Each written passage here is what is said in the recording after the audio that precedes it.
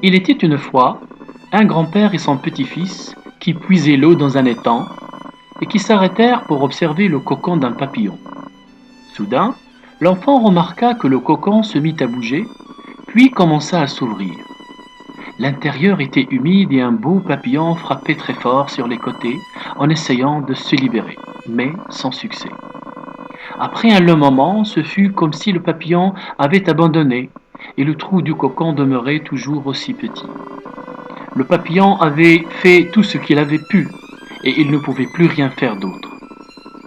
Tu peux me le donner pour le protéger, grand-père demanda l'enfant. Oui, dit le grand-père, mais promets-moi que tu n'aideras point le papillon à sortir ou à voler. Promis, grand-père. Et le garçon partit chez lui, le cocon dans la main. Après un certain temps, le garçon, ayant pitié de l'animal et des efforts qu'il faisait, il oublia sa promesse et ouvrit les deux moitiés du cocon.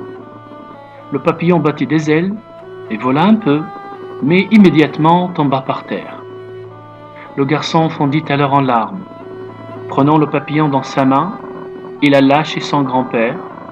Celui-ci regarda le garçon et lui dit « Tu as aidé le papillon à sortir. »« Oui, grand-père. »« Tu ne comprends pas, dit le grand-père non sans une note austère.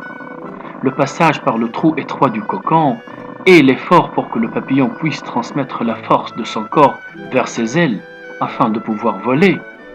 C'est le moule à travers duquel la vie le fait passer pour grandir et se développer. Parfois l'effort est exactement ce dont nous avons besoin dans notre vie. Si on nous permettait de vivre notre vie sans rencontrer d'obstacles, nous serions limités, nous ne serions pas aussi forts, nous ne pourrions jamais voler.